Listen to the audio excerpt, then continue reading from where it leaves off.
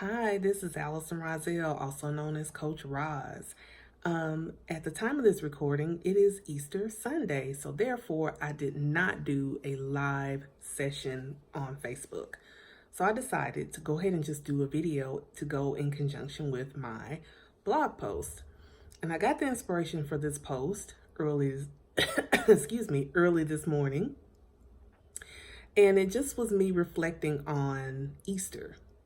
So as I was sitting and having my coffee, I was thinking about the times when growing up and even in adulthood, when I would go to church and the pastor would preach about Easter Sunday.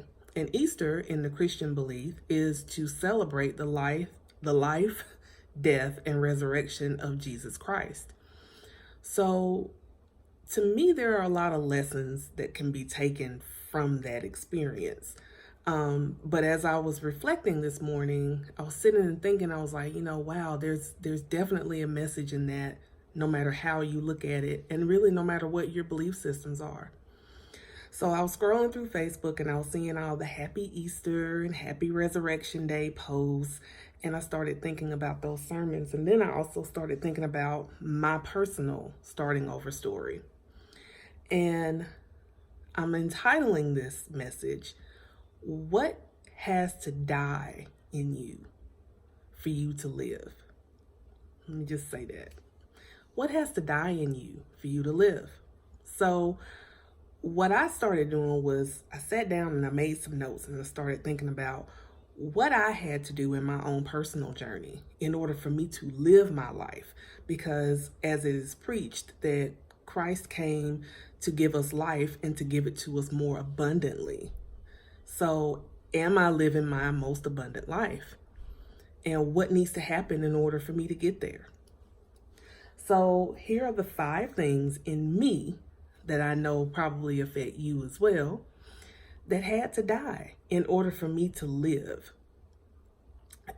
Number 1, I had to let my limiting beliefs go. My limiting beliefs had to die.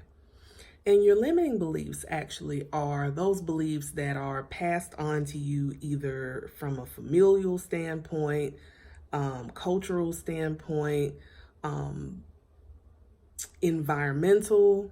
It could be from, you grew up in church or your mosque or whatever your belief systems are. But that's where a lot of us get our limiting beliefs. And those limiting beliefs tend to hinder us from forward movement. So I had a lot of them based on my race, my appearance, my background, etc. So I allowed a lot of things to hold me back. So what I'm saying to you is, if you want to live your most abundant life, limiting belief has to die. They have to die. Number 2, procrastination. Ooh, boy, procrastination was huge for me. It was huge for me, as I know it is for a lot of us. I still fight with it. Procrastination is a terrible cancer that eats away at your hopes and dreams. It just does. It's terrible. But the way that I found to fight procrastination is for you to get off your ass. So I had to get off my ass and do like Nike says, just do it.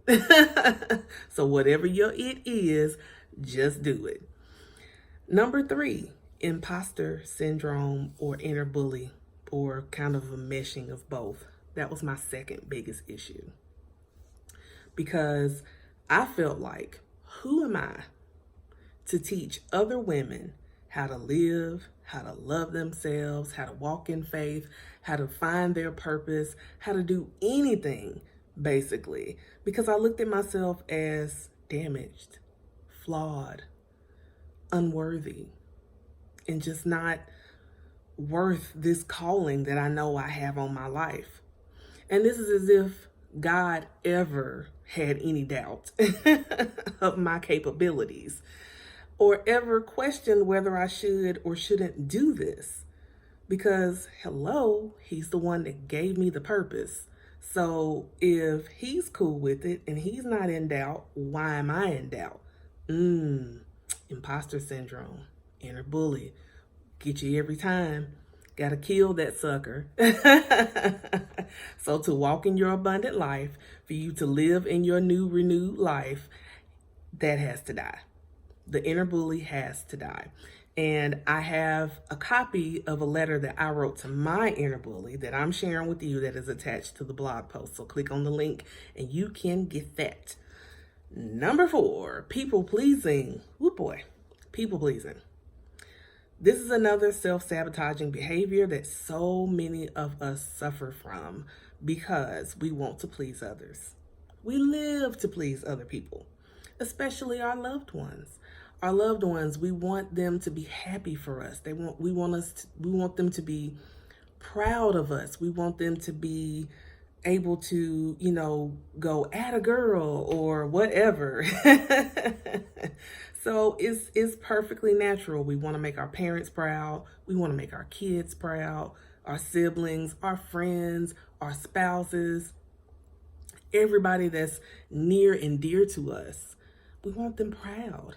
We want them happy for us, right? But what I realized was I can't live my life for them. I can't live just in a way just because it made them comfortable or made them happy. I had to do what was best for me. So that part of me, that people-pleasing thing, had to die for me to live. Number 5, the need to control everything. Ooh, honey, the need for me to control was out of control. I'll just say that. So what I learned is you truly, truly have to humble yourself. You truly, truly have to humble yourself and surrender to the divine process of life. And that includes, but not limited to, divine timing. I know it's hard to wait on God and for everything to come together, but I promise you, when you learn to surrender your control and let go and let God, basically, because that's what I had to learn how to do. I stopped using it as a cliche and I started living that, letting go and letting God. I let it go. That unattainable perfectionism stuff, I let it go because it was killing me. It had to go. So it had to die for me to live. And that's what this whole Resurrection Day is teaching me and is teaching you. See, when Jesus died, he died the old version of him. The old version that everyone was used to had to die. So the renewed part of him could come back, could be resurrected, could be a totally new chapter and have even more power, even more abundance, even more gifts, even more everything. That's the way we should look at our lives. That old part of us, those things that are hindering us, they have to die so that we can live our renewed, resurrected lives, right? So this is just a brief overview of some of the great things that I'm going to be talking about in my upcoming course called Faith, Focus, and Flow. So I could go on and on about each one of these topics because I've been there and done that, but I just want to be transparent and say I still struggle with these things. And so this is something that doesn't ever just go away completely. But I promise you, if you learn to let go and let God, if you learn to just let life be, let it be. And let you live life and don't let life live you. You will have life and have it more abundantly. But that's the only thing I got to say. Hope you all have a wonderful, wonderful day. Thank you so much for joining me. Bye for now.